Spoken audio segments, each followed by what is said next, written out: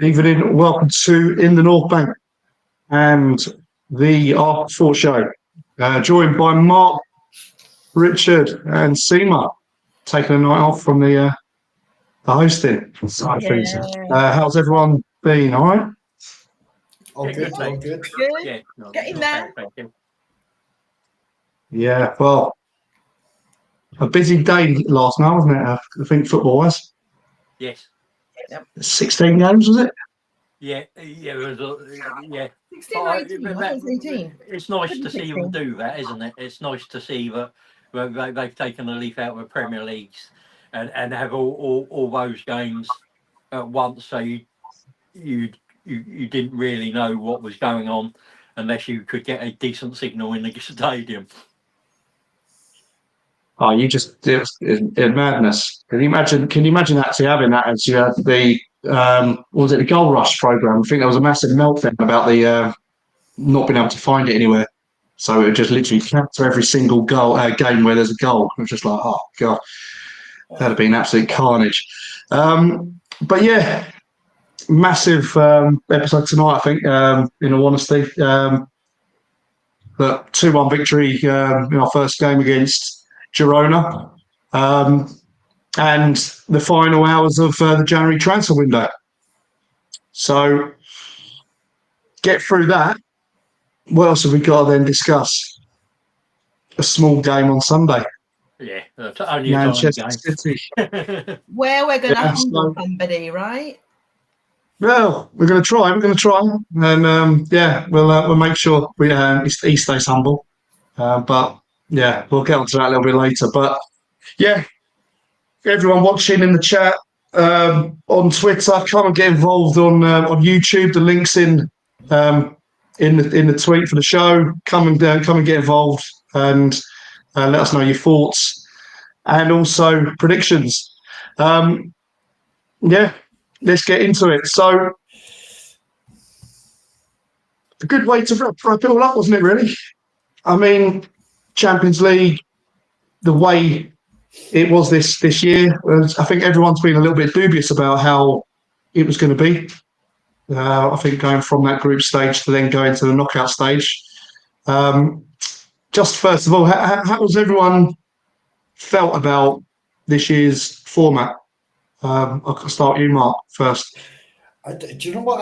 It was exciting. I done the watch along last night with Des, and it was actually exciting. I had the table, the live table up, and all the teams were just jumping in and out of top 8 down to the last 24. So I think they've actually got it bang on, because normally by this stage of the Champions League, we already know who's qualified, and it's kind of boring. So they're doing it to generate money. But doing the watch along last night, I couldn't even watch a game. I was watching the live table, just jumping up and down and all the scores coming through. And Des was trying to hold it together. It was enjoyable. It was really, really enjoyable. I think it's a good format. It's a bit of a head mix, if I'm being honest.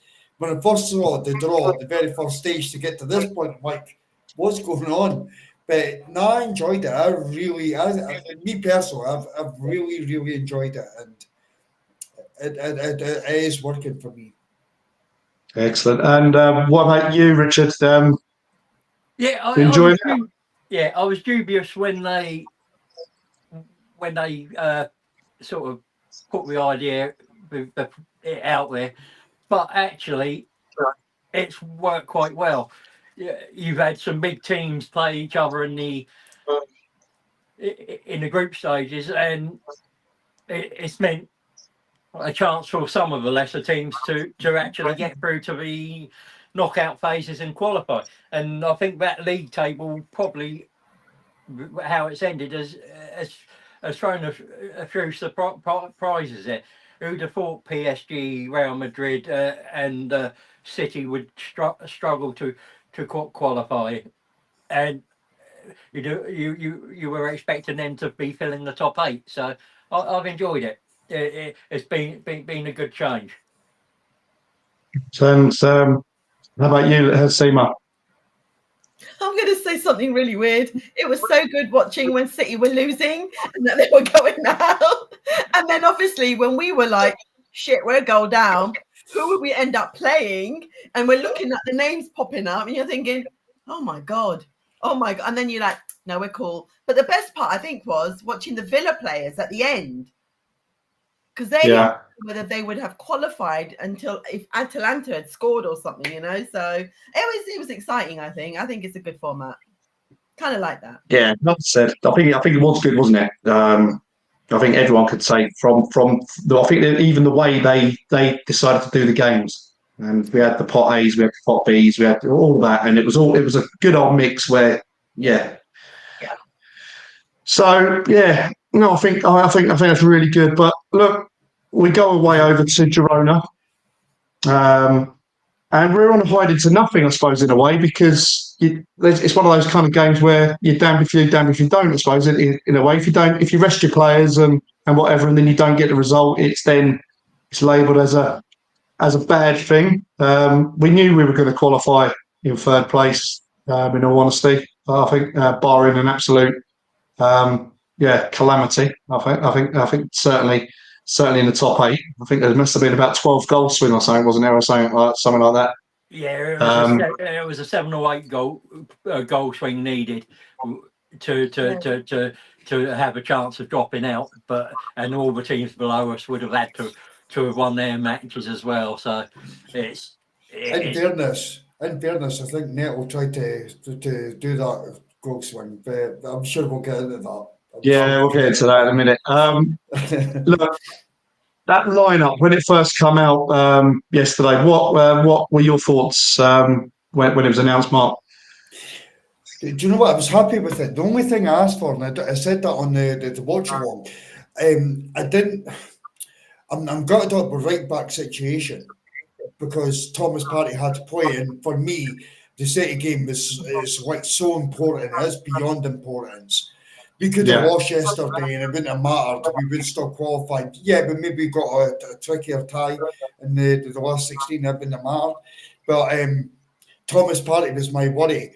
But it was fantastic that we actually changed him and Timber because obviously both of them were starting on Sunday. So it was 45 minutes each. I was okay with the whole lot of it. It was good to see Raya he's actually injured and hopefully he's back for Sunday. But it was good to see him get a break. His concentration levels have been amazing this season so far. But overall, I was delighted, bar one player on the pitch, and I'm not going to hide it. I've never been able to hide it, and that's Raheem Sterling. If anybody's watching, if you want to give me a quid, I'll throw a tenner in as well, and we'll get me his taxi back to Chelsea. Out with that, the rest of the side was absolutely fun. I was really, really happy. Good rotation, and yeah, it was a pleasing night.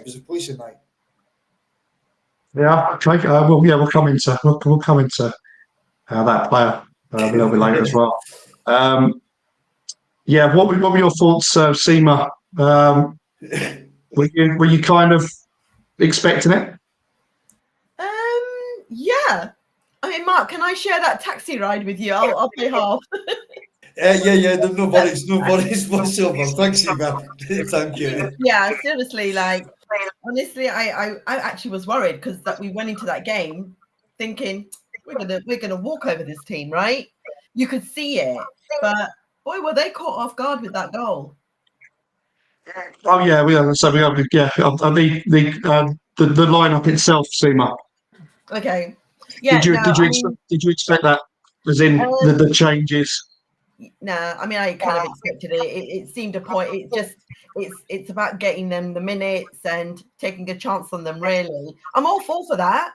It was good for that. And to be honest, I was hoping that Sterling would have given us more. It's almost like he gets to that point. I think it's a bit like what Kai Havertz was about 2 seasons ago. Yeah, when everybody was like sending back to Chelsea and they weren't confident with him. And I think he's at that phase. But I'm not a big fan. But anyway, okay with the team. Not happy with Neto. So that was the other one. We'll get to that first goal shortly. But yeah, Richard, obviously Arteta's been Well, he's had that brush chucked at him about obviously not rotating the players previously. I think this season he's done pretty good with regards to the rotation side. Most of it's been enforced, admittedly, with the injuries and stuff. But I look at yesterday's game and the rotation, and even through the game, as another thing to basically say, yeah, look, how he's improved it on that side. You agree with that, and also the lineup itself. Was you expecting 7 changes? I think it was. I was expecting quite a few changes. I mean, I expected there wasn't much in the defence that surprised me. Neto surprised me, but once you knew he had an injury, that was understandable. And midfield, I expected Jorginho to play and probably Marino to play, and it was who was going to play alongside them two. Front line was a nice change because I didn't expect to have Sterling, Trossard, and Nwaneri as a front three, and that was a pleasant surprise. And yeah, I think it shows he can rotate. He's willing to rotate if and when it's possible. And you've got to look at, sometimes that's not possible. You're not going to rotate against a Man City or a Bayern Munich. If we were playing Bayern Munich last night, he'd have gone as strong as he possibly could. But against a Girona team where you expect to get a point at least, you're quite able to rotate, and I think he'd got it spot on. Yeah, no, definitely. I think it's always been a thing with Arteta, and you suddenly talk about the calls to rotate. I mean, you're chasing down a juggernaut, and we take the last two seasons, even get the maybe say the half season before, and you know the margins are so fine. The calls to rotate, to bring in players, to kind of try and do it, and you're suddenly thinking, if we go and drop points by rotating, he's done again, isn't he? At the end of the day, it's one of those, isn't it? I mean, he's done that. He wanted to rotate, and then all of a sudden, yeah, we might drop a point here and there, and then you're going to get whacked again with that stick because you've rotated. Why has he rotated for? It's like, well, what do you want? You know what I mean? But yeah, move away from him and the rotation side of things now. Let's delve into that game. And I thought at the start we looked pretty decent. As in we were kind of getting the ball forward. We were working in those kind of like wide space and into the channels. I'm going to go against the grain, and I'm going to give a certain player a little bit of credit, because that first 10, 15 minutes, he was involved, and he was always picking up the ball, and he was looking lively to try and make a difference. It wasn't only because, it was just because obviously the low block and players in and around that he probably didn't get end result. I think that's at the end of the day. There was a couple of times where I think he got to the byline, didn't he? And he tried playing the ball across. But Sterling, look, we might as well lay it out on the table. We'll go into the penalty part a little bit later, but yeah, I just think I think you nailed it on the head, Richard, where you suddenly said about the whole kind of Havertz thing and the confidence, the fans' confidence or belief in him. And I see Havertz as someone that needed confidence at the time, but this guy's rock bottom, isn't he? Confidence-wise, and you suddenly think a player that is low on confidence because you can just tell it a mile off. Mark, go on. I'm gonna let you come in about your favourite player because.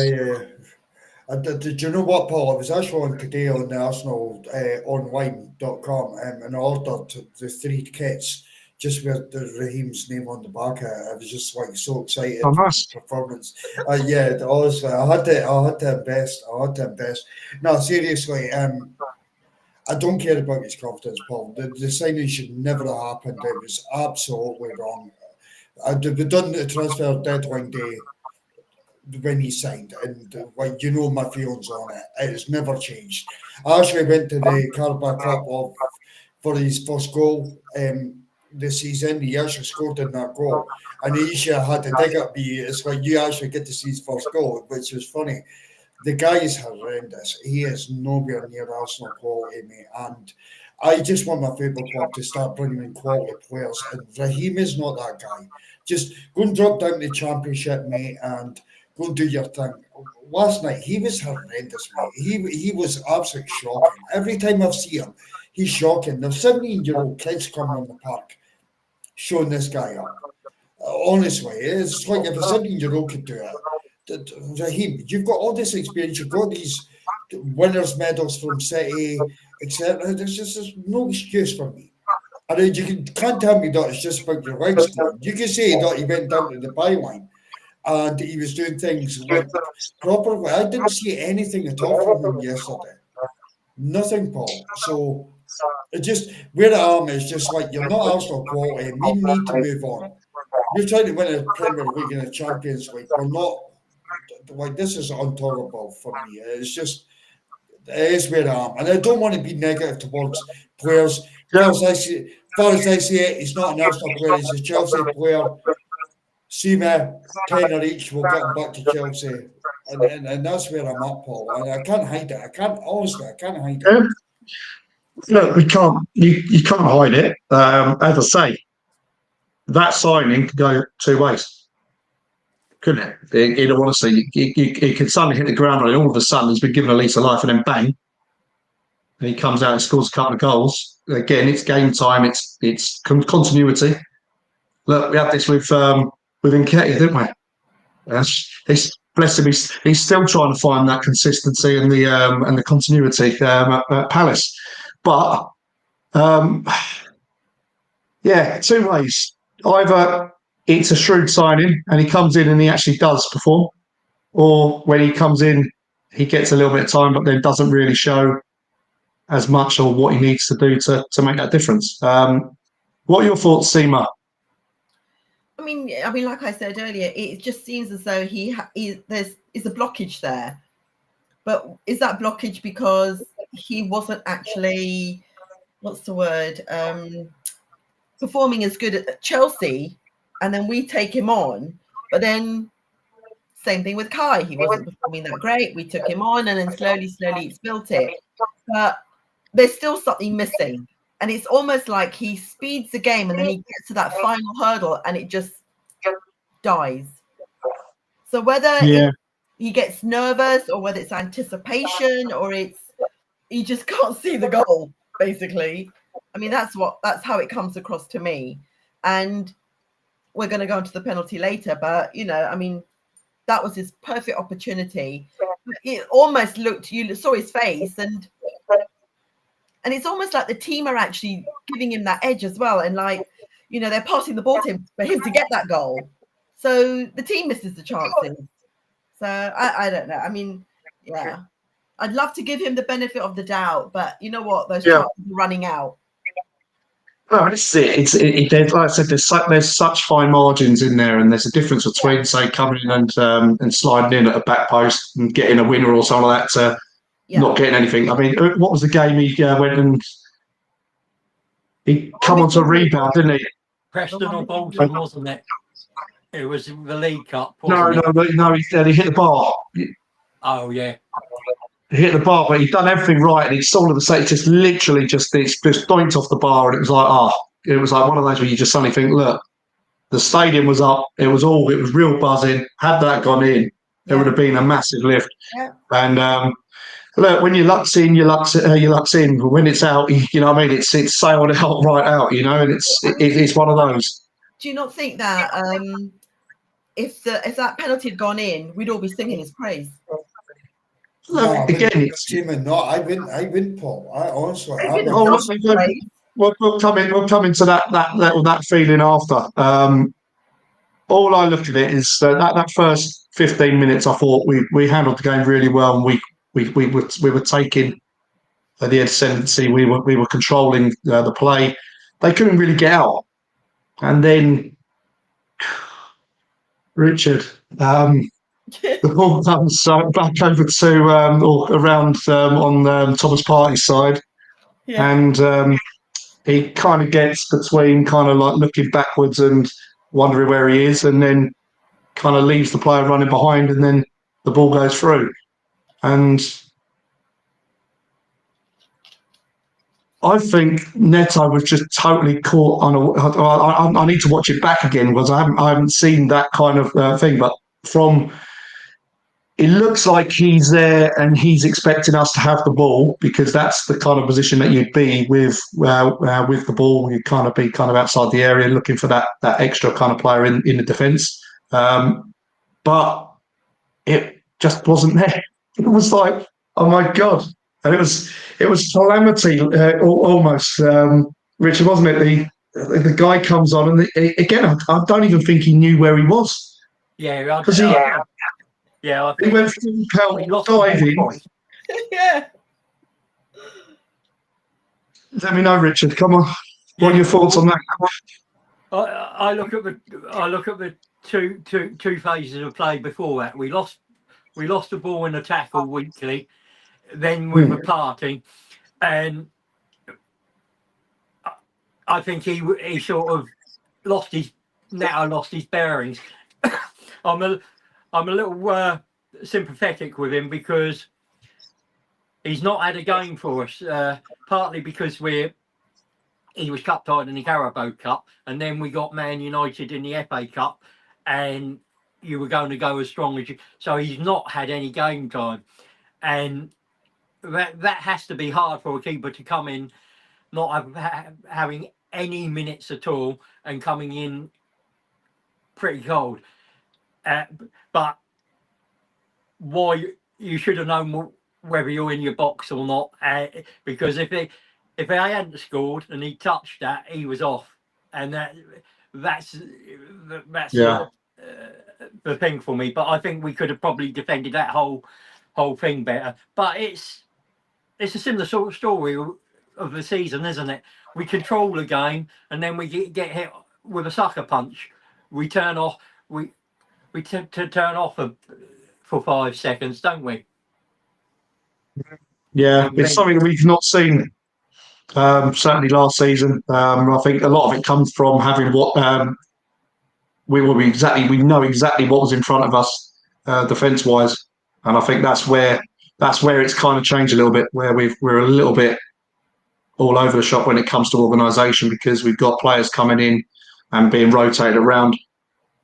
I think it's crazy. I think just with the amount of changes that we've had, just through the injuries and stuff, and trying to rest players. And again, I don't think he'd wanted to use Partey right back. But again, if Ben White was a week or 2 weeks ahead of where he is, he probably does 45 minutes there.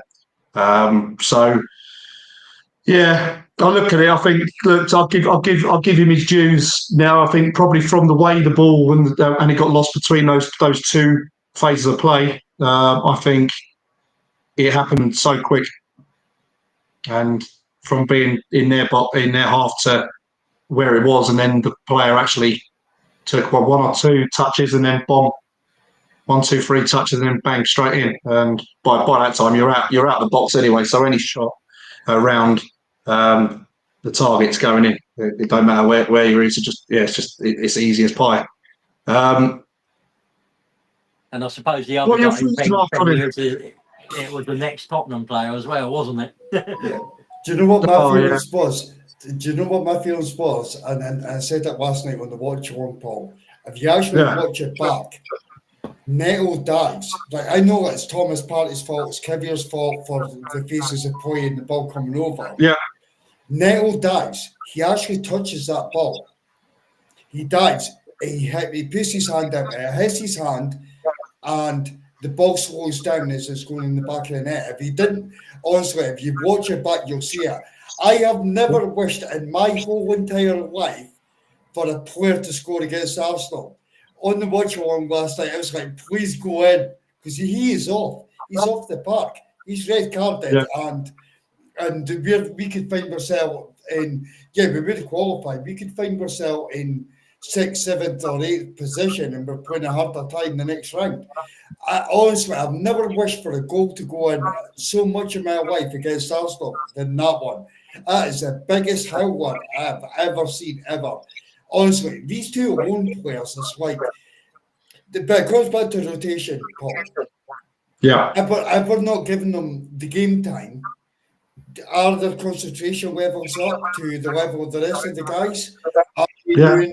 Are they doing like what they're?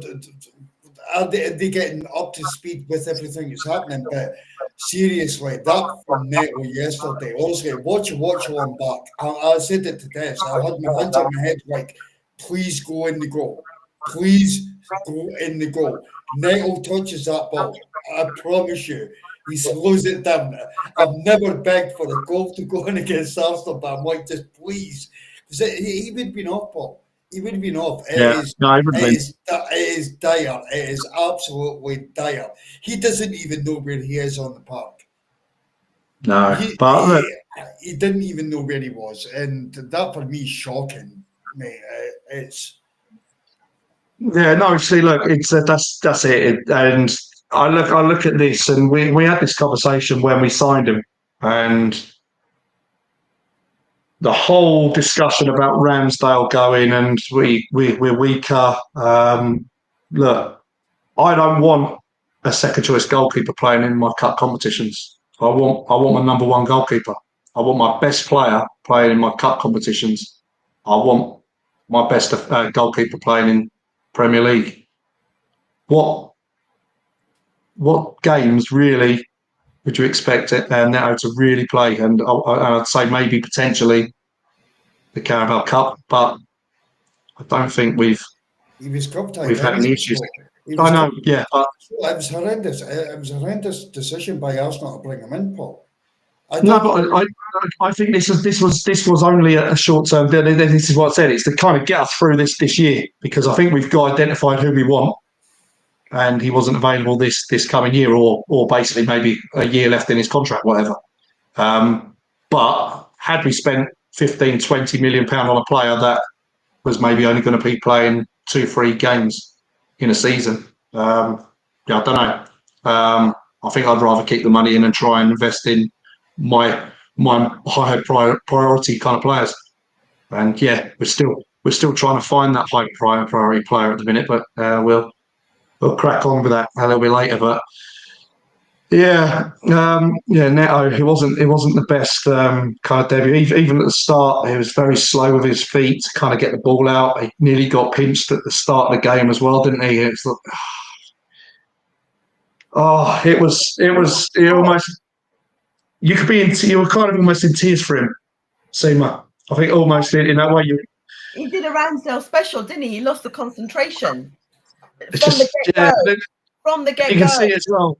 You can see as well the concentration, and you look at when they pick up and have a little touch in front, and then that little touch is a little bit too heavy, and all of a sudden it goes away from him, and all of a sudden he's got to react. I think that was in the second half. I think he'd done it, and then someone come trying to close in on him. Well, that goal back. It was a great ball by the Girona player. The through ball. Apparently, I think it was Calafiori that kept him on side. And yes, obviously, looks like Partey lost a little bit of concentration. But come on, rule number 1: you don't touch the ball when it's out of the bloody box. When you're out the box, when you're the goalkeeper, you just don't do it. I mean, did someone forget? But then again, it was like that Girona player, right, who actually hit the ball with his hand in the box and gave the penalty. Oh, well, yeah. He actually argued that I know we're going to go on to it, but he actually tried to argue that wasn't a penalty. I couldn't believe how blatant it was. It was just like, it was like, oh God. And, I think on the watch along, I think I gave him credit that he done better than Neto. The camera got the great from him, right? I mean, look, we go from someone Yeah. on the bottom of the scale, I think, in terms of performance, but we'll go on to someone that's at the pinnacle of the performance scale. Ethan Nwaneri, his brilliance in that game. Richard, is he the next real deal? Is he going to be the next tail end superstar that is going to push it year on, year off? It looks like it, doesn't it? I mean, you can only go by what you see, and I think he's had one iffy performance, but the whole team didn't play particularly well that time. But most of the performances he's produced have been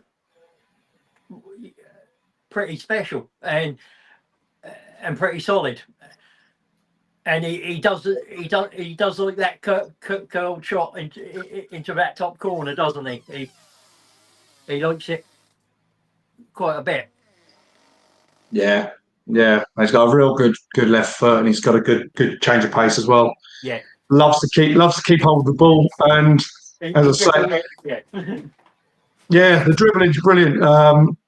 Mark, I think it wasn't just him as well. It was Odegaard as well, and the pirouettes on the ball, and the quick turns with Nwaneri, and they got the ball all of a sudden. They've zipped out another area, and they've gone somewhere else. And I just thought it were really sharp.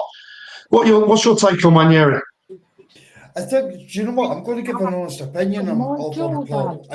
On the weekend, I actually thought that he had a very. I thought on the weekend that he had a very pure game, if I'm being honest.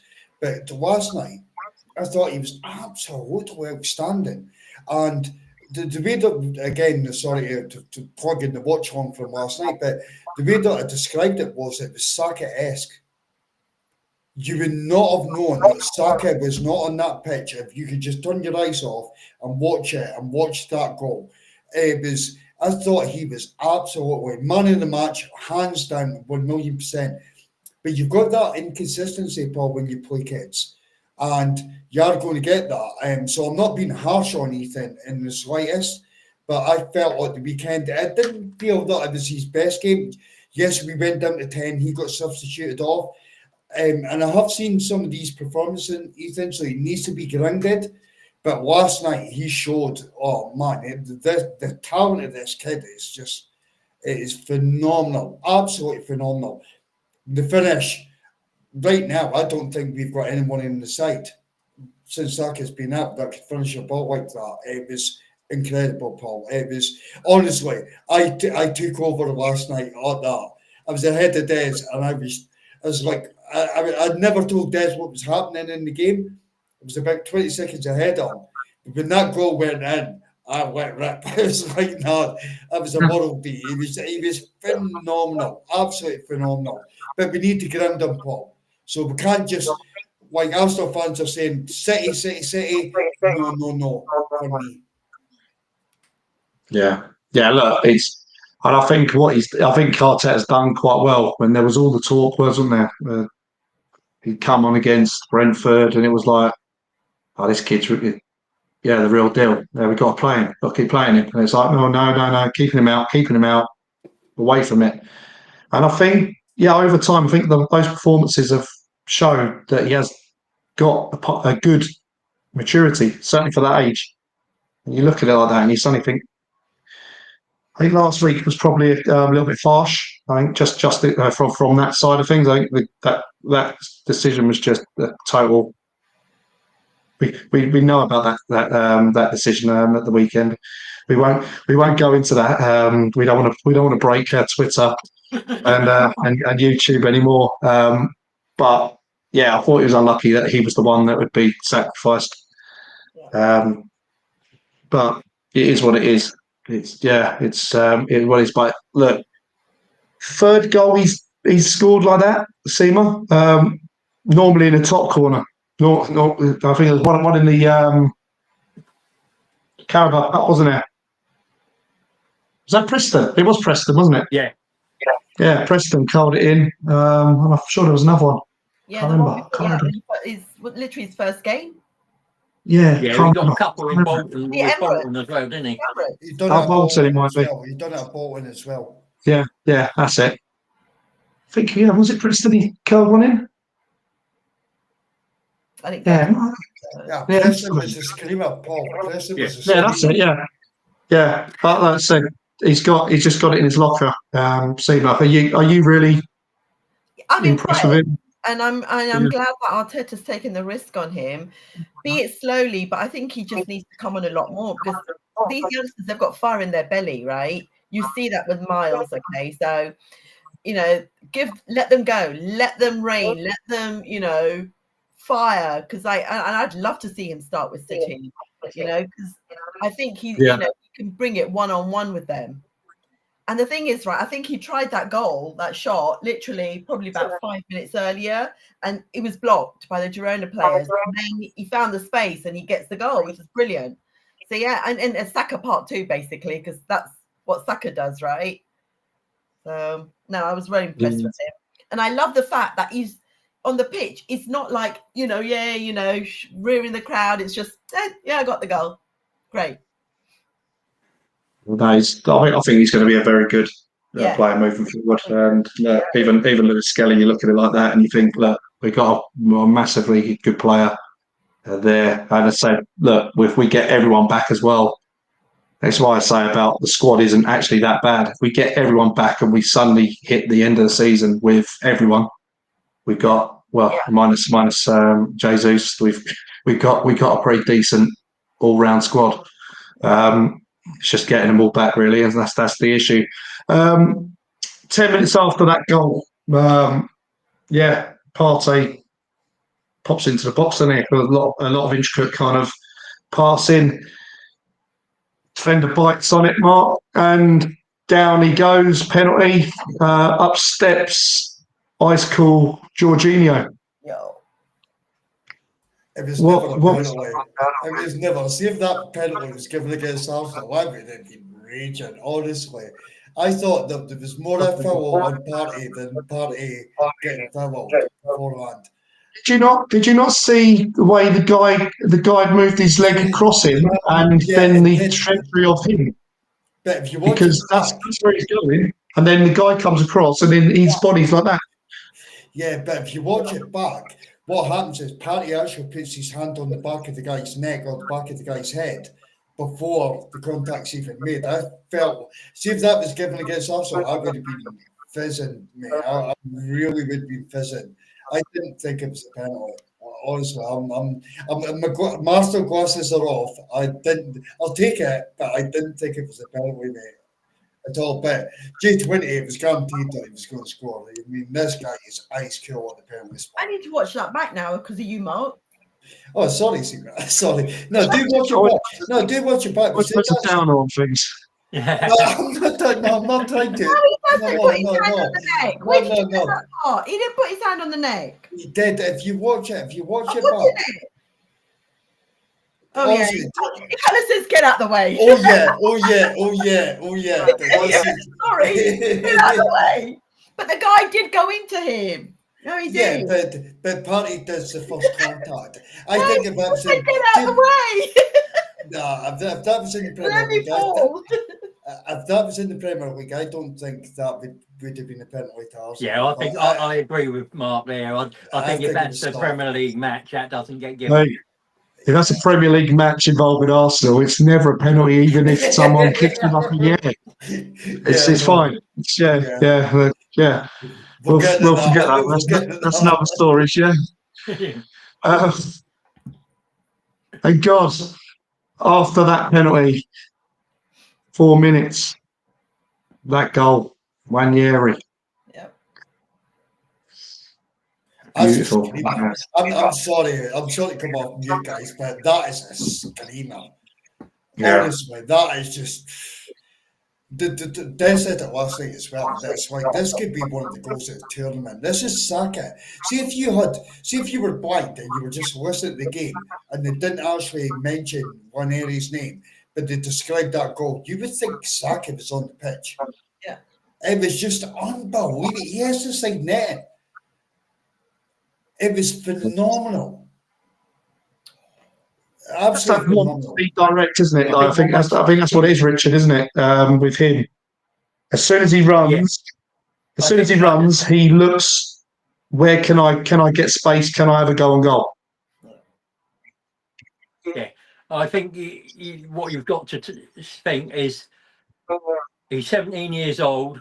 It's a Champions League match, and he produces that. It's the biggest stage there for him at the moment, uh, uh, and he takes the responsibility on, and he delivers when it's needed. What more can you say about the kid? He's got a long way to go to be the finished product, but there is damn lot of potential there to be a top class player, world class. Yeah, definitely. Have we got Um, contracts? Because in case Barcelona, Madrid, Liverpool, We or are. City come for him, are we helping? We are just renewing it, I believe. Him and Miles Lewis-Skelly are being offered a new contract. I've got no worries about these three. Yeah, cool.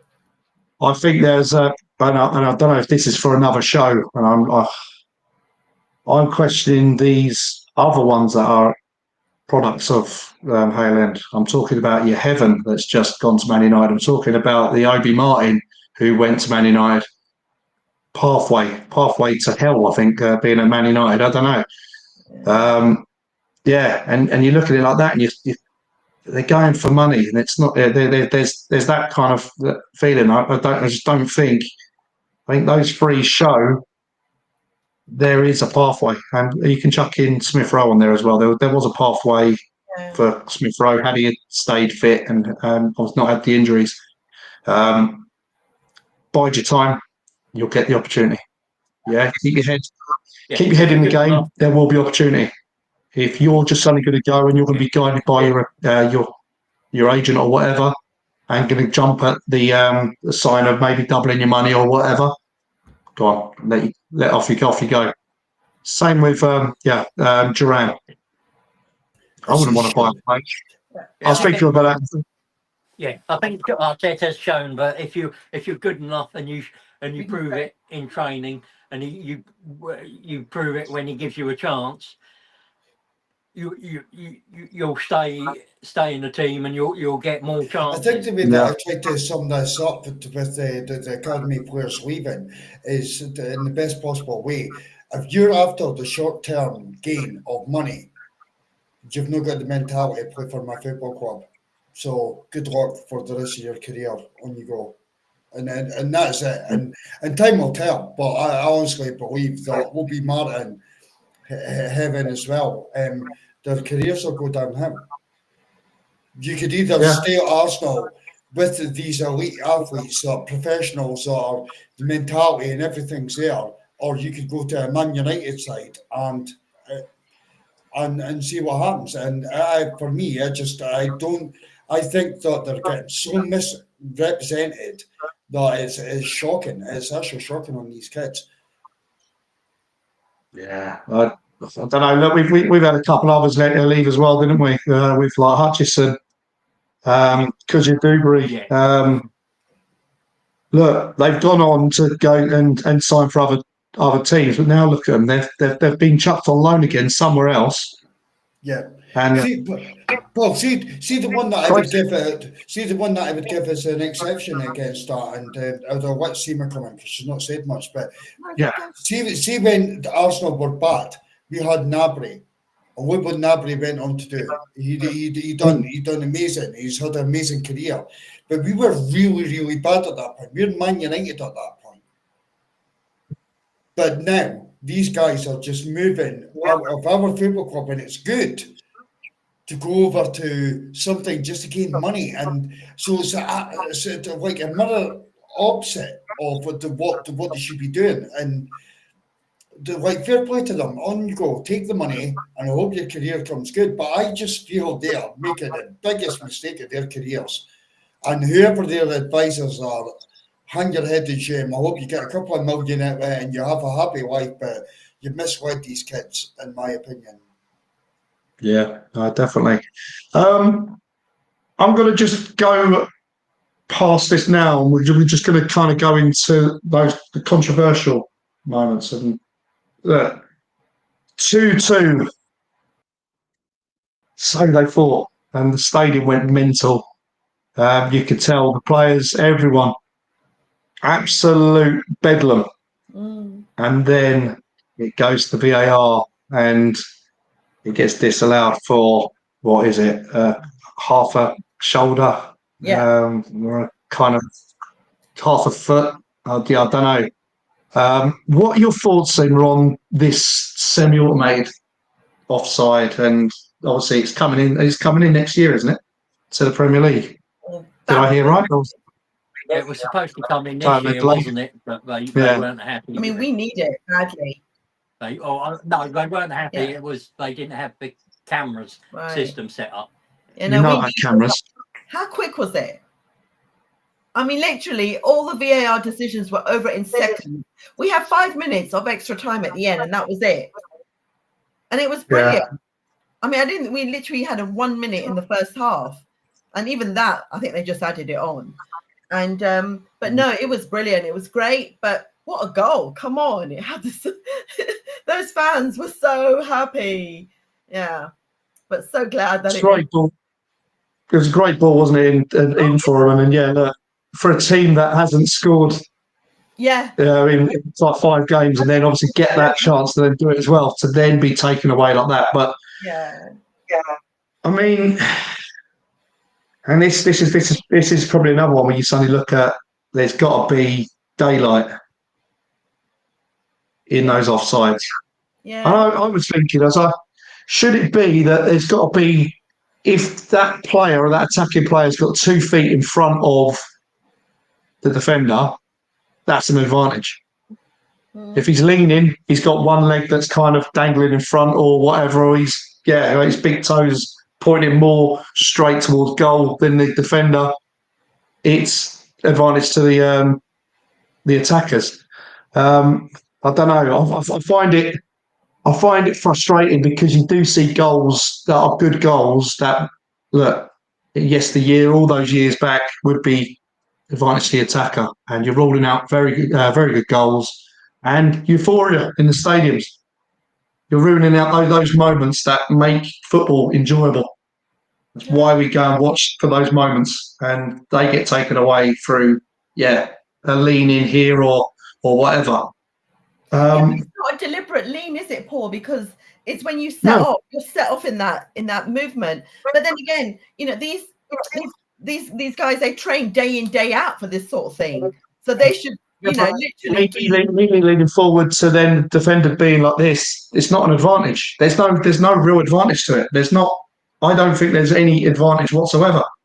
If someone's got 2 feet in front and it's literally in front and then running at you or running on goal. He wasn't that close to him, right? So he wouldn't. No, it was literally a bent leg. I think it was. I think when they looked at it, I think if I remember. Yeah, the fact that he was ahead. Yeah, but I'm just saying about the defender. You know, he was quite far away to have not played. Yeah, I like it, because the good thing is it's offside. It's not offside.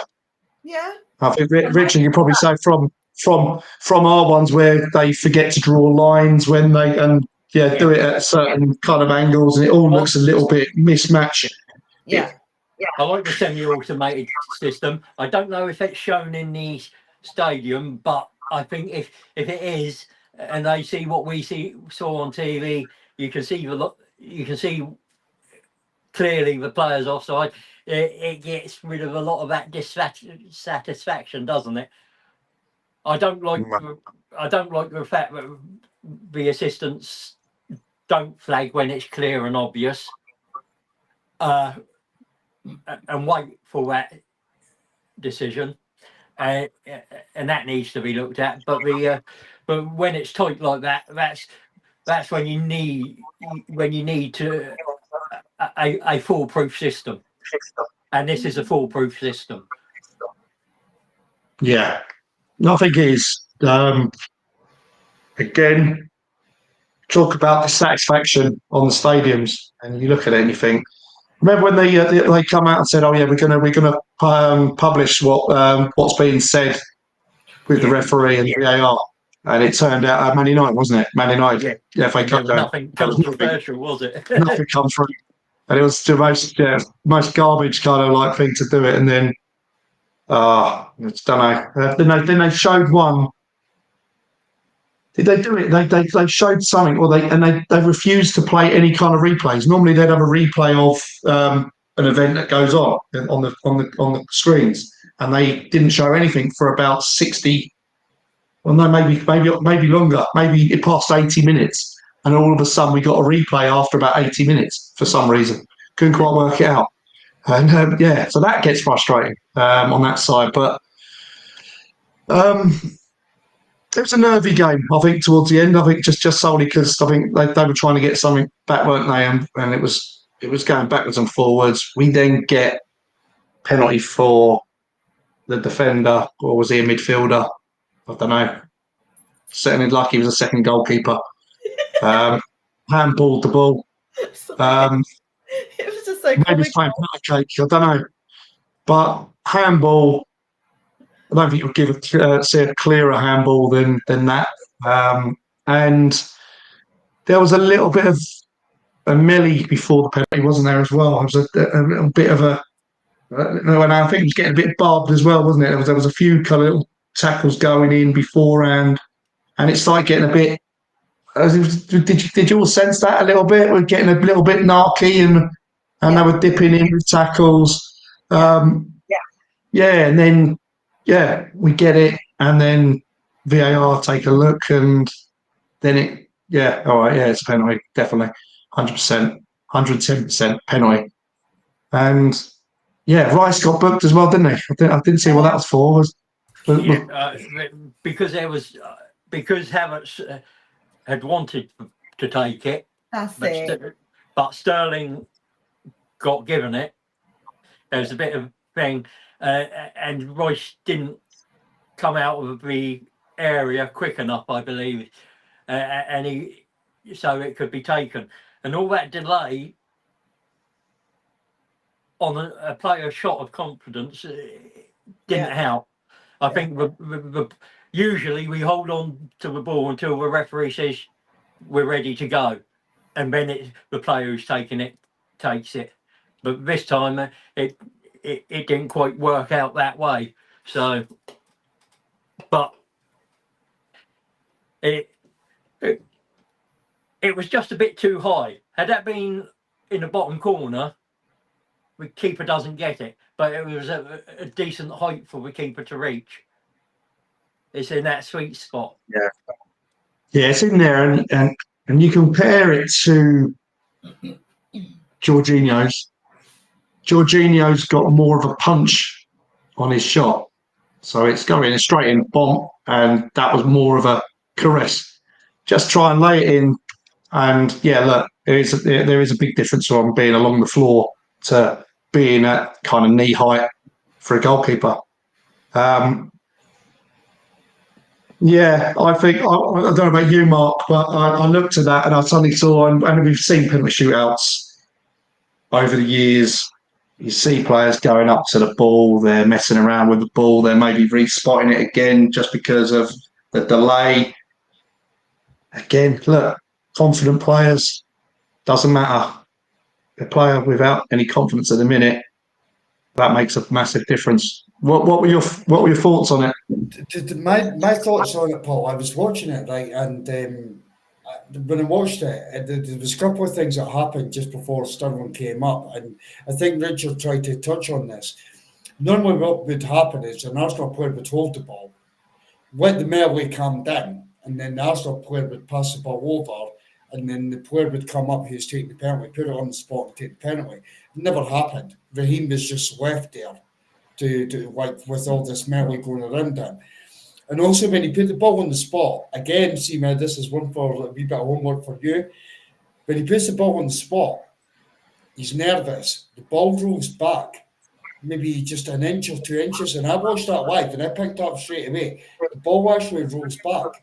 So professional football players, when they put the ball down, they want it in the exact place because they want to hit a certain part of the ball where it's going to be against the valve, etc. Where they're going to do it. But actually, the ball moves. It moves as before Raheem takes it. And as you said last night, it's like I knew he was going to miss it. It's just I don't even know why he was taking it. This is like the point. I do like you can say confidence. Where is Raheem going to play for the rest of the season? Bar even more injuries for Arsenal. If it's a charity penalty, he's not our player. Where is he going to? When is he going to play? So give Havertz the ball. Havertz going bang in. You've took a lot of stick. You're our player. Odegaard, you've coming back from illness. You got your goal in the last Champions League game. Go and put the ball on the spot. Go and you take it. Get your confidence back up. Why do we have to give that to Raheem Sterling? And that was my negativity. But again, if you go back and watch penalty, the ball actually moves before Raheem. He went back and readjusted it, no? Did he not? No, he didn't. He didn't see me. I thought he did. He didn't at all. No, it was the second. It was on the second one when he picked the ball up and replaced it. It did move. It moved back. It moved back to me. I mean, why did Odegaard not just hold on to the ball until? I don't know. We've always done that. We've always done that. So that was the first thing I picked up. I didn't understand it. Normally, Saka would hold the ball. I could tell straight away that Saka's not taking that penalty. He's passing it to Odegaard or Havertz or whoever else is taking it. You know he's not taking it. There you go. It didn't happen. I put that on the captaincy as well. I put that on Odegaard from that side. Yeah. And you look at it, you think, oh, look, you know this guy is struggling for confidence. And look, he's almost been left for the Hounds. Just literally left out, and they're literally, oh God, just deal with it. Just go and deal with it. Take control of it, pick up the ball. One other thing I forgot about was obviously Havertz, had he scored, would have broken the record for scoring in 5 consecutive games, 5 consecutive away games. And that's why he wanted to take it. Yeah, that's why he wanted to take it. So. Yeah, and you look at it like that, and I think there was one in the league as well, wasn't there? Yeah, he was level. Wasn't he level? Was level with Henry, wasn't he, for the most consecutive league goals? And we gave the penalty to Trossard, and Trossard missed as well.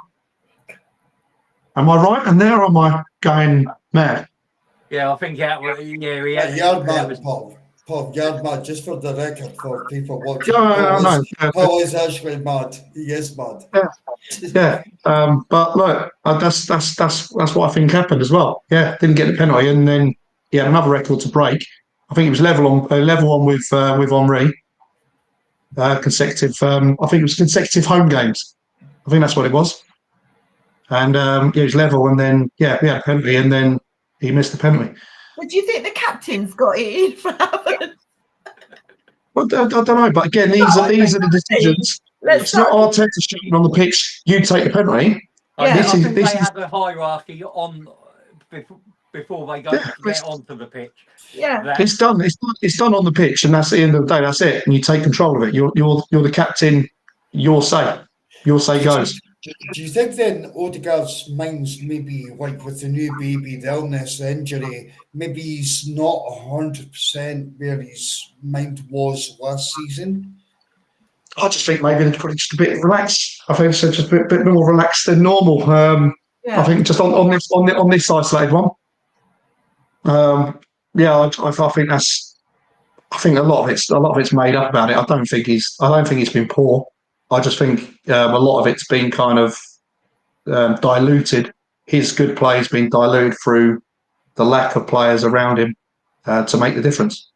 And when you're trying to do it, and you're seeing a pass or you're seeing a pocket of space to try and play the ball into, and others aren't seeing that, or they're too slow to see it, you get made to look a little bit silly because if the ball goes to the opposition, yeah, you know what I mean? You've lost the ball. It's like, well, I haven't run, but you don't always see that run either.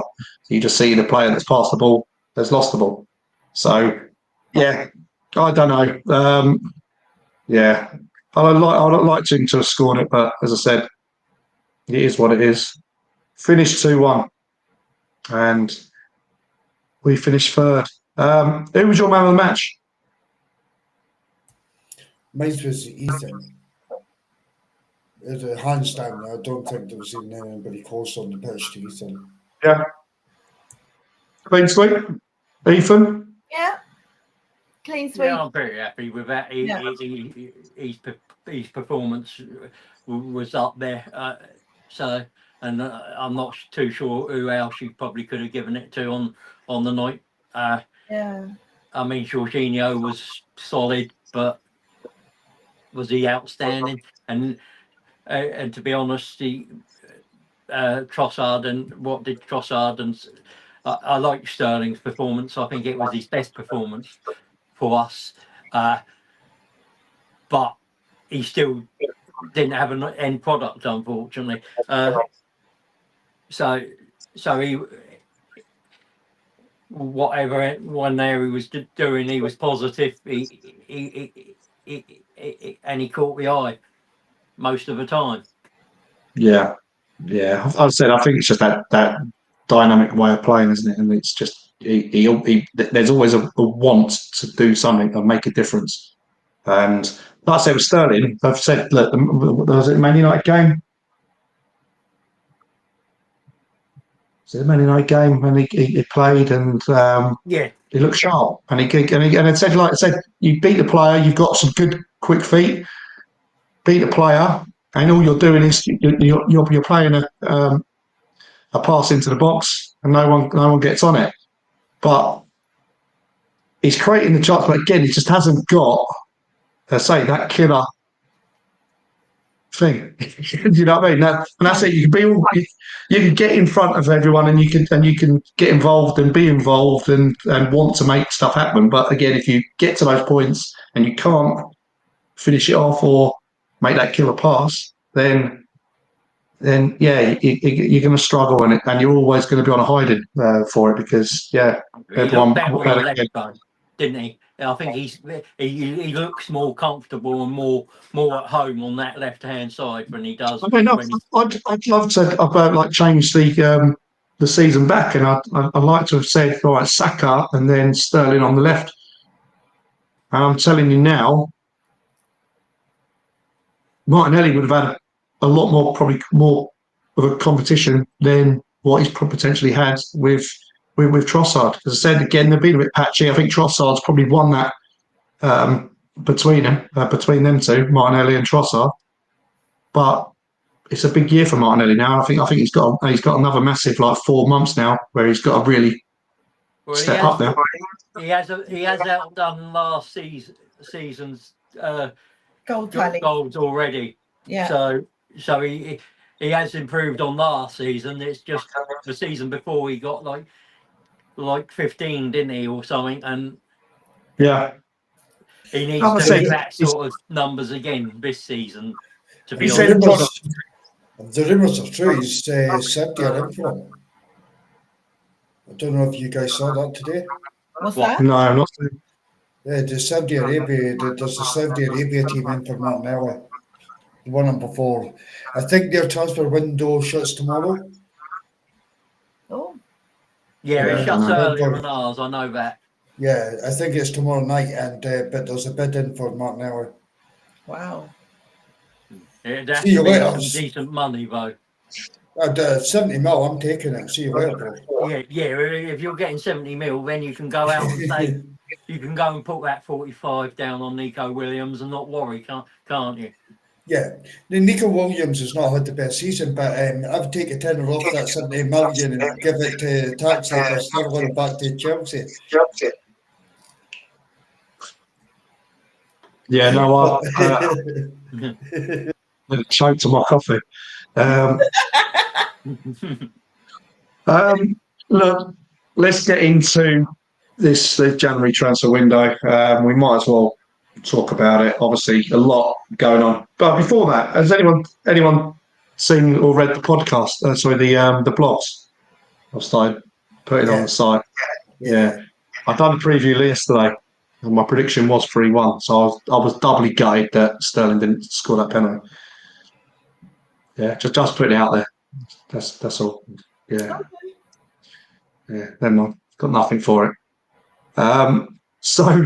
Transfer window.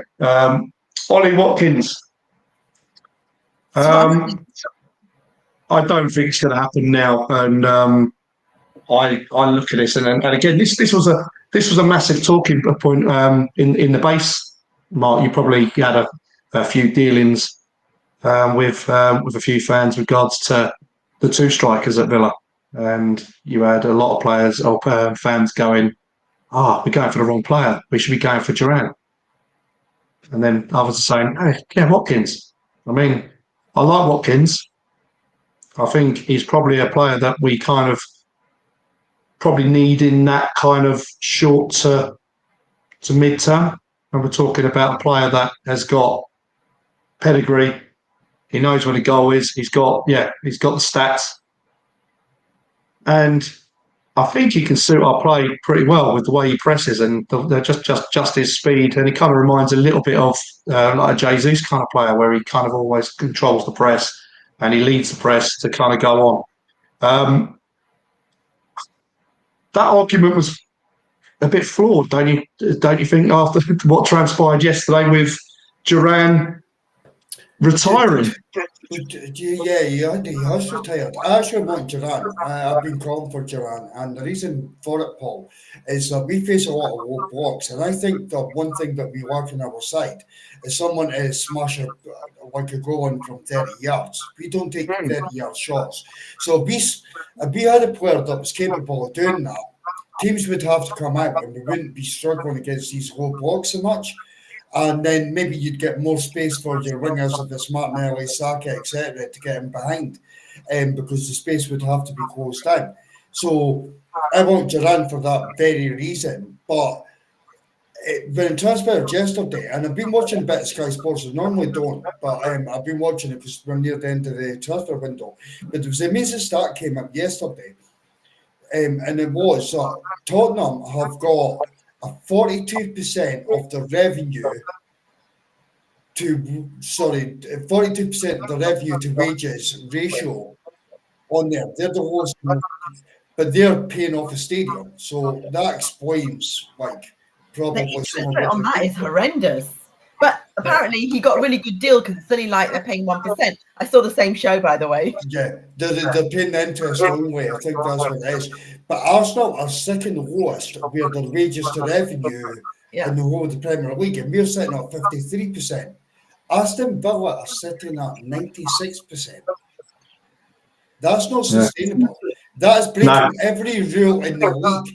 So I am not sure if Duran and Ollie Watkins going in January is maybe what they're trying to do to try and collapse that and say, no, we're back in. Yeah, so, well, it's an interesting thought.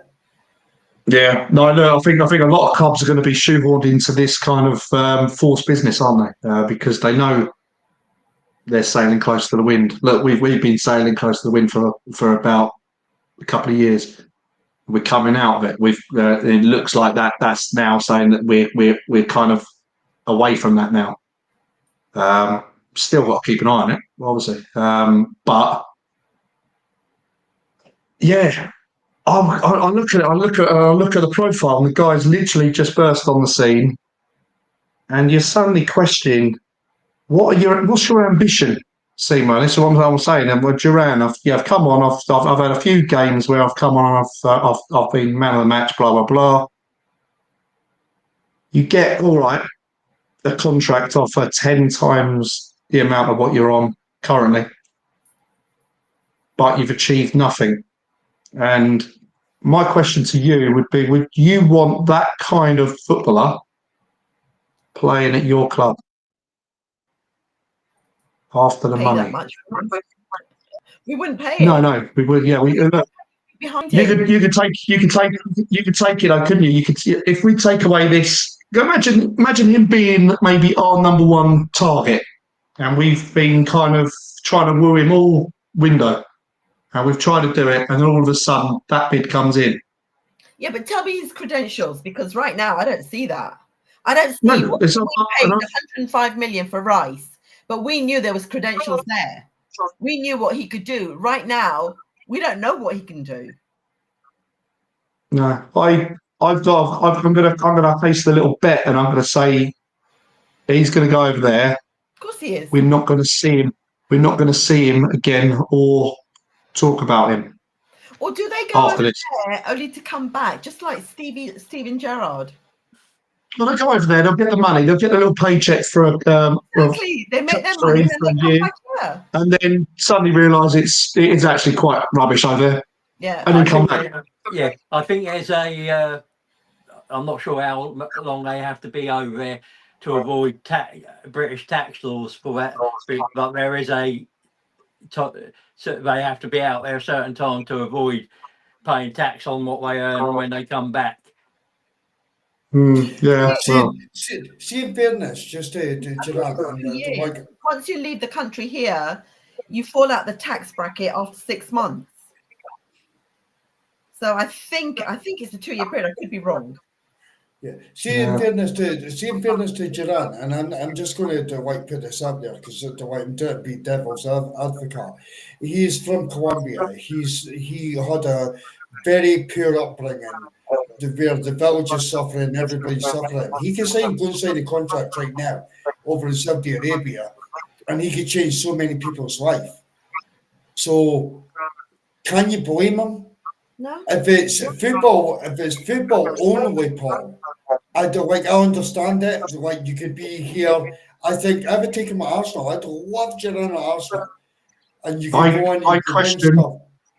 I question it. If you are a professional, if you are a sportsman, and you have worked your socks off through your childhood to get where you are, the number one is yourself and what you want to achieve.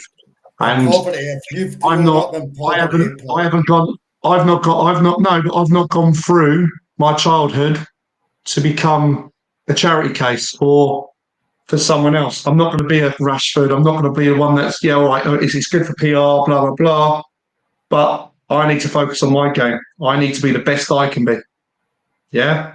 I think that to get to that level, that's where you are. If you're not thinking, or you're thinking the other way, I don't think that's. I don't know. I'm really not sure or even comfortable if that's actually a thing as such.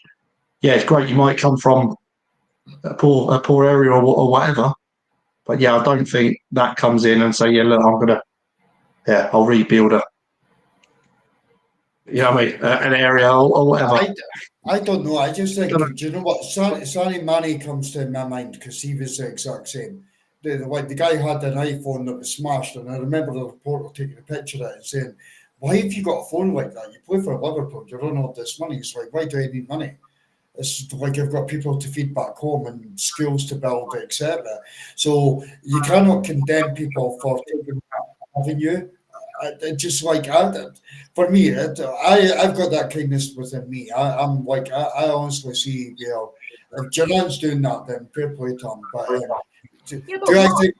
what's the difference then between, for example, Robin van Persie, Sami Nasri? They all went off to United to see for the money. I think with self-indulgence by them. Self-indulgence. The Americans. No, I don't think it is. No. Robin van Persie and Nasri are two different. They're not doing it. But they also moved. They didn't stay for the love of the club. They moved because they were going to get more money. Yes, but they're doing it for money for them rather than If money I'm for picky, people. Money for if the we're going to people. be picky, Sorry. If we're going to be picky, it was the blue Manchester lot. Yeah.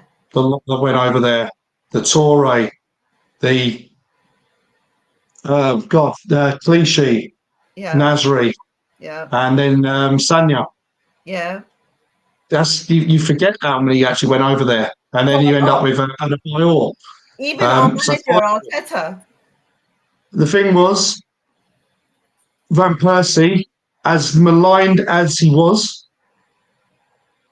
it wasn't about money. I think it's trophies for Van Persie. But if It you was get more trophies. money, He went and won it. He went and won it over there. Had he got the 30 goals that he did for Man United that season, we would have been champions. Had we have shown ambition at that point, yeah. he would have stayed. We didn't. Weak owners at that point, and that's another story. That's going into special. Yes, and look, That'll be a big podcast, that one. that was the last one of. Well, no, it wasn't the last one, but as I said, there were numerous players that questioned the ambition of Arsenal Football Club at the time, and it was proved. It was proved right. Yeah. As much as everyone hates it, it started as long ago as Ashley Cole.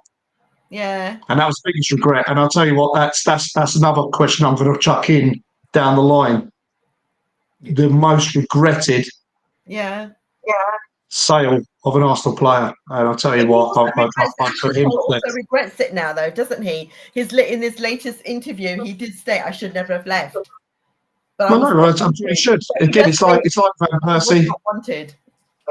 If he'd have stayed at Arsenal, he would have been a legend. He would have been an idol, loved by one, and in fact, he's actually hated by a fair few. Probably still liked by Chelsea, but yeah, there's players that go there now. They've burnt all the bridges everywhere, and then literally they're not loved by anyone. It is what it is.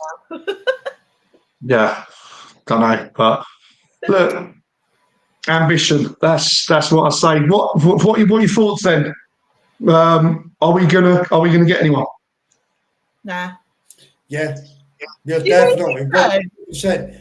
1,000,000%. Transfer deadline day, guys. Tune in Monday evening. It'll be me, Paul. There's going to be a few other people, and we're going to break the news to you. Raheem Sterling signs a 3-year contract, permanent deal. Tune in, gentlemen. Tune in. I tell you, tune in. If that happens, I'm going to have to get Mark a costume, and I'm going to have to put him on mute as well. Yeah. This is going to hit worse than crack, guys. I'm telling you. Raheem Sterling. What are you thinking? Are we going to get that striker? Yes, we are. And I mean, you don't go in for Ollie Watkins without somebody giving you encouragement, whether that be Watkins camp or Villa, because they're not going. But there has to be something there somewhere along the line to suggest that transfer is possible, and it shows that they're willing to spend the cash. We obviously weren't willing to spend it on Duran because he's not on that list of number one targets. So, but obviously Watkins is higher up on that list than him. So will we go for somebody different, or will we try again with Watkins? It will be a wait and see. But I believe the club will get something done because there is a need, and there's an obvious need. Yeah, I mean encouragement, Seema. I don't think you get as much encouragement as the player being an Arsenal fan, a lifelong Arsenal fan, as well as all his family being Arsenal fans as well. Are you open arms for him, or? I mean, I actually, when he was playing for England, I really liked him. I enjoyed watching him play for England. I kind of did say I like him for Arsenal. So I am a big advocate for him to come to us, but I don't see it happening. So yeah, it's gonna. I think it's gonna be a lot for whether it's in Unai Emery's hands or not. And if the player says, "Hey, I want to go," let me go. Like I said, Mark hit the nail on the head. It said again, some of these decisions are going to come out of the manager's hands, and he might not want to do it. Yeah. But 70 million here, 65 million there, or whatever. All of a sudden, it's something to happen. And look, as I said, if we wanted to make a deal happen, And we're not even talking about potentially Watkins going up to Villa and saying, I want to go. This is my dream. Yeah. I don't think I'm going to get this again. I've got 3 years left. I've seen reports of that today.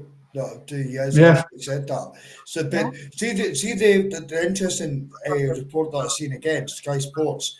Normally, never watch it, but I have been watching it. But they said it could be a smokescreen. So just play along with this for a second. Imagine we went to Sesko, and Sesko's our guy, and we say we want to sign you, and he said, "Yeah, I'll come in the summer because that's the plan and that's in place." And then Arsenal say, "No, you have to come now," and they're like holding off. And then Arsenal put a bid in for a player that they know they're not going to get. Sesko's camp could be opening their eyes up saying, "Oh, wait a minute, if we want this to happen, it has to happen now." So it could be a smokescreen as well, Paul. Yeah. Yeah. And this is why I say about when we talk about why is there no business done? Because it is a game of cat and mouse, isn't it? I think there's so many different things. There's so many different cogs moving around. Yeah. You've got certain teams that I can't sell because I need to find someone else. They're doing exactly the same, and they're trying to build around these stones to try and make things fit. And then all of a sudden, you get something like this come up with like Saudi, because again, this is another game changer. So you look at it; it's a game changer in Saudi just with the money. And as I said, if players want to retire, then let it be. Just it's their loss. Yeah, thank you, Richard. He's lost battery on his phone, so it's been good chatting. But we'll catch up on deadline day. We'll catch up on deadline. Got one before there, haven't we? We got a Sunday, haven't we? Yeah, We've got two. We've got two on Sunday. We've got the watch Oh, along. yeah, two watch along as well. Yeah. We've got the watch along, and then we dive straight into the big Sunday show. You guys will not be there, obviously, because you're on. I'll have to try and I'm trying to dial in when I'm up there. Oh God, the internet is awful where I sit. Yeah, not in the stadium, because that will be suicide. So, but we are back. We will be back on Monday evening. Yeah. For the transfer deadline day, and last transfer deadline day was banging. That was a top show, Paul. I think that's probably one of our best. I've never looked at that, but Des just say that we need to get out of the archives, and I'm like, no, I'm not doing it. I'm not doing it. Yeah, no, it's good. It's good. Yeah, lot to go. But we might as well just quickly touch on this this game, which I'm kind of dreading. I don't know. You know, you get that feeling where you feel uncomfortably comfortable about a game, and you go into it where City they're not been fantastic, doing so or good, or even great. and then you know from previous times, and look, we can have a good game against them, and then we still kind of we don't get the result we do. We could go 9 points clear of City if we beat them. Obviously, Liverpool play on Saturday. Bournemouth away, I think it is, isn't it? And Bournemouth. by then, if Bournemouth come out with a result like they have been doing, that game is absolutely huge. Huge. To be 9 points ahead of City and then claw another few points back from Liverpool, absolutely massive. Are we ready? Are we ready to deal with that game, Mark? Yeah. Go, Mark. I think, I think, I'm not over. Do you know what is a pinnacle point of the season? Because we know that Bournemouth are in such amazing form. They're flying. So there is a strong possibility they could do something against Liverpool. And then we obviously have to face a Man City side that are coming back into form, by the way. We're not playing the same Man City form that has been happening this season. We're playing Man City that are like winning games and coming back into play again. But even how deflated that we are, I don't think, I honestly think that we still get over the line against them. I really do. I think we've got the defence to do it. I think we've got the midfield to do it. Yes, we're on our knees a bit with injuries, etc., and there's not a lot to come off the bench. But I still think that you have fun against the side. I really do. So I'm going in like I'm confident, and I believe my manager is going to take me over the line. I really do. Yeah. No, I'd say, Seymour, what about you? Are you confident? I think it's switched now, right? Because the master and the apprentice is now the master for sure. So Arteta is going to build that, and he's going to show him. He's going to show Pep this time. Do you know what? Thank you very much for teaching me. I'm riding it on my own now.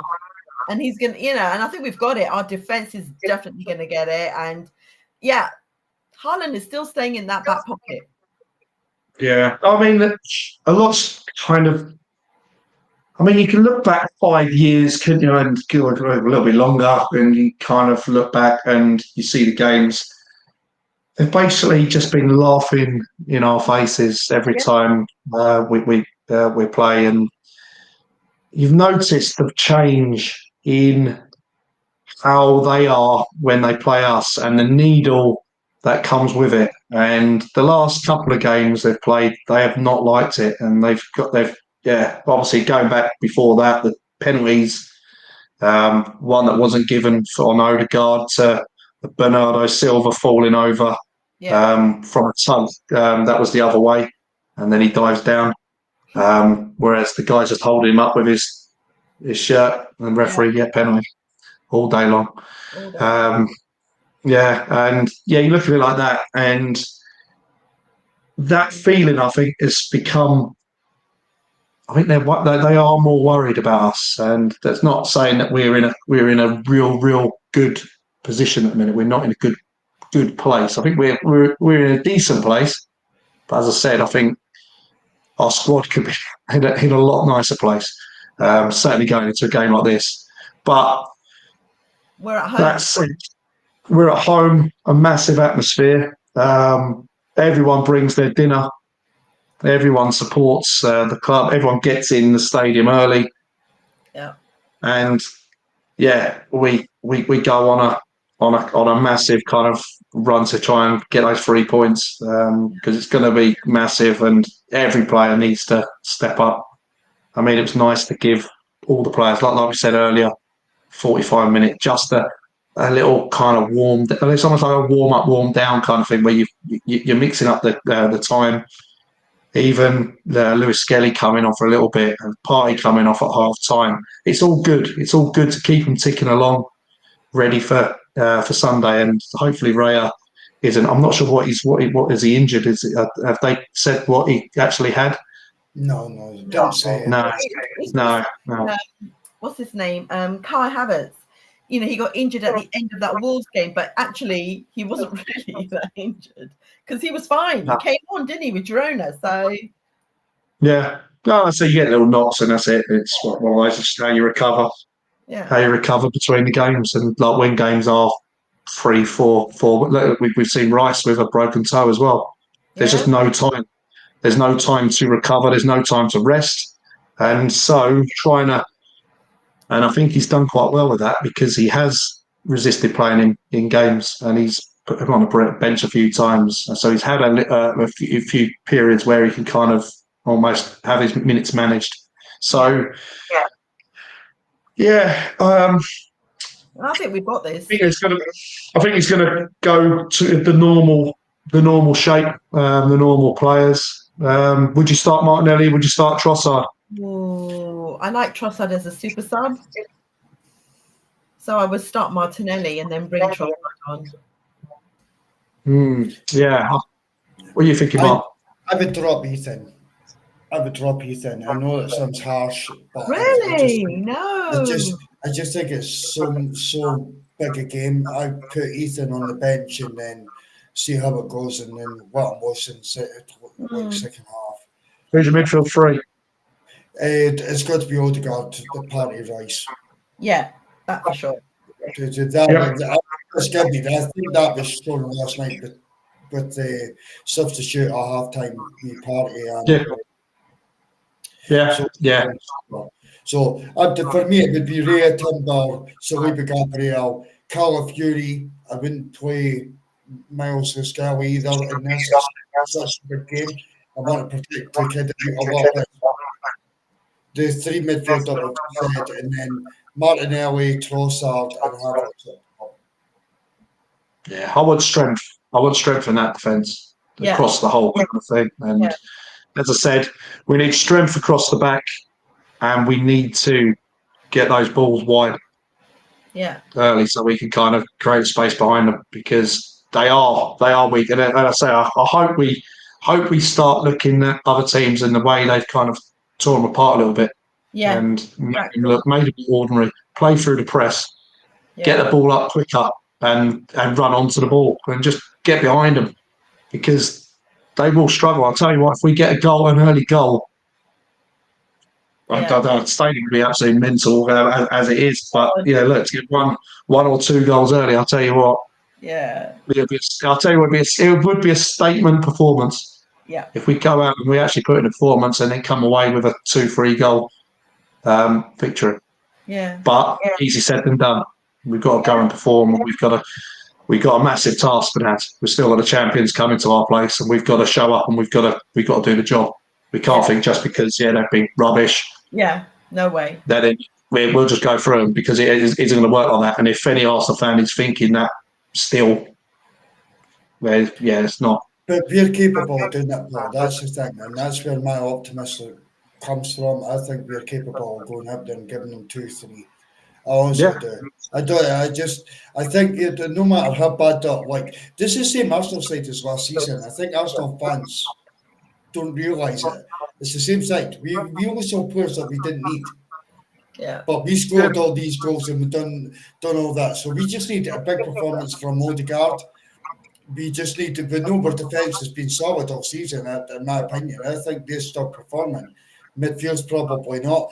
We get a big performance from our players, and we're more than capable of coming out of this. We are more than. I said that I've said all along. I said, look, you can't compare last season to this season, just solely for the fact the injuries, the changes. We never had to experience that. Yeah. Yeah, we had a couple here and there, but nothing to this scale. And this is why I said, look, you get everyone back, then you see the real Arsenal. You'd be able to compare, say, like from last season. Oh, we're too negative. We're boring. It's like, we're playing with slightly less tempo. We're probably playing with a lot less. What's the word? A little bit chemistry. Just everyone being able to play amongst everyone. Synergy. Just everyone's linking together, playing. We haven't got that at times because we're playing players in a system that they're unknown to each other. Yeah. I mean, look at the amount of times the midfield rotate and change positions. It comes naturally. It doesn't just happen. You have to play. You have to have minutes with everyone. And that's changed too often. And that sometimes is a detriment to, I think, the whole group, because defence, behind, and up top as well. Yeah. Look, those days with Benny White running forward. I've not seen it. It's like all these little bits. So cool. So close. It's so close to Ben White coming back. So. Yeah. As I said, look, this game would have been brilliant if he was, like, say, 10 days ahead. And he probably would have got some game time. But I'm hoping that we get these players back certainly before April. Yeah. And then that means we can start. And Saka's obviously going to be a big one. He's going to be rested. He's going to be nice. We're going to have a nice little break after Newcastle game. Yeah. So we just got to make sure we get this job done. See Saka, just going on the Saka thing. See Saka, we just need to write him off for the season. See grade 2 hamstring. I don't know if you realise it, but it's actually the muscle coming away from the bone. He might not come back the same player. Yeah. You need to rest him 1,000,000%. I would write him off as UCL without the season. Honestly, I would not let him even jog on a football pitch in between now and the end of the season. Yeah, I thought they actually said it wasn't anything like that. I thought it was actually an issue, but it wasn't off the bone or it wasn't tore straight off.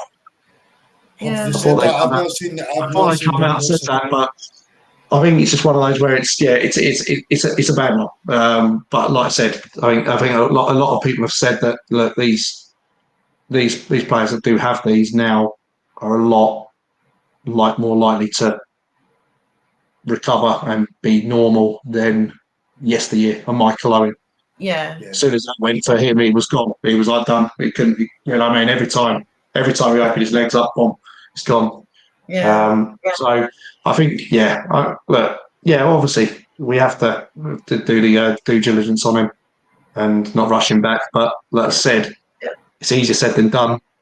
Players performing ahead of him while he's off, it means you're not under that much pressure to race him back. Because again, if you're getting points on the board and you've not got Saka playing, then look, okay, we can bring Saka on for 10 minutes or whatever, and we can ease him in. So it's going to be an interesting one. But predictions, go on in. I would say 3-1. I'm Obviously, terrible. the Arsenal. Come on. I'm terrible at predictions, but I don't want to give a negative one. So, Why did you say that? What'd you do that for, Paul? Well, I don't know. I'm trying to think. That's all right. I'm trying to look into that crystal ball. 2-0 Arsenal. I'm 2-0 confident. Arsenal. I'm confident. Come on, Seaman. That's because you'll be Come on, Arsenal. Come on, you Gunners. Seaman's confident. You have a caviar and champagne. I'm going 2-0. I'm going 2-0. Okay, 2-0. Okay. With Haaland staying humble. Good man. Good man. We're going to chant, stay humble. Someone's going to have to come up with a chant for it. But I'm going to put a bet on with Paddy Power. 2-0 Arsenal, and Arteta hands Haaland and Arsenal top. Signed, number 9. Stay humble. Yes, pal, you'll be a millionaire if that one comes off. I absolutely fancy taking a banner, putting it over, club level, and saying, "Hey, stay humble." Oh dear. So what did you say, Mark? Did you say? I'm going 2-0 as well. You're going 2-0 as well. Oh. Yeah. We'll see. Me and you agreeing on something. That's got to be a first ball. Unless we're in the takeaway at the end of the night. Do not believe you. One last thing. The FA charged us. Skelly. Absolute joke or to be expected. They just want to get a bit of money in, that's all. Do you know what it is? These guys have got PTSD. They've got last word syndrome. That is it. They've got last word syndrome. They've doubled down. We shouldn't have had to appeal that red card. We've appealed it, we've won it, and then they come up with charges. It's just like this is. See, like I'm not going to give a certain clown on Sky Sports airtime by mentioning his name, but you know who I'm talking about. See the shit that this guy's coming up with, and also these referees. Fuck off. Just go and referee a game in the same manner that you referee every other game. And none of us will come out and say anything at all. Yeah. None of us. Simple as that. But you don't. You don't. Go back to yellow cards we've had. Go back to red cards we've had. Do what you've done. It's like it is 55 fucking games this shit referee has done on my football club. Sent 8 Arsenal players off. 50 games that he's done for Man City, he signed 0 players off. £20,000 in Saudi Arabia for one game. Corrupt bastards. Fuck off. All that. I'll never promote violence in my life. I'm not surprised you've had it though. How come they Not haven't surprised. finished the VAR talk, the chat that they've had? I want to hear that, Sina. I want to hear that. Probably because it's only seconds long, right? And there's nothing in there. Just saying, yeah, mate, we're right. Keep it. That's it. Done. 30 seconds later, You know what? It was the first time that PGML came out and actually showed. You think they get mates right? No, this is the first time they've showed they're as efficient as FIFA with the automated offside rule where it can be tied up in 30 seconds. Right. Normally it takes them 5 minutes to make any decision. An Arsenal decision, 30 seconds. Well, yeah, bro, all good. I'll buy you a pint after the game. Do you want Domino's at half time? Yep, sorted, all good. Bang, and that's it. Honestly, I'm honestly, Paul, it is corrupt as fuck. And I don't care. It's corrupt as fuck. So, yeah, I mean, I think it's to be expected. I don't. Yeah, they want the last word, and that's it. I always like to make a spectacle out of Arsenal, and I'm surprised they didn't deduct us points for it. Yeah, give us a point deduction like that before. Paul, don't give them ideas. Paul. Yeah, no. you're giving them ideas. You're giving them ideas, bro. Oh, look, we're the only team 22-man brawl to then get more points deducted than the other team. You know, so yeah, I mean, but look, guys, it's been really good, Seema. Thank you for coming on. Obviously, Richard a little bit earlier, and Mark. Been a good discussion. Just like to say, a reminder: please like, subscribe, and comment on the stream. Subscribe to the channel, and yeah, we'll catch you all for the Matchday Live on Sunday with Des. So, Mark, are you joining? No, I will be on it at some point, but I don't like watching Arsenal games live on streams. I can't do it. I'm that guy who'd throw a laptop through the window.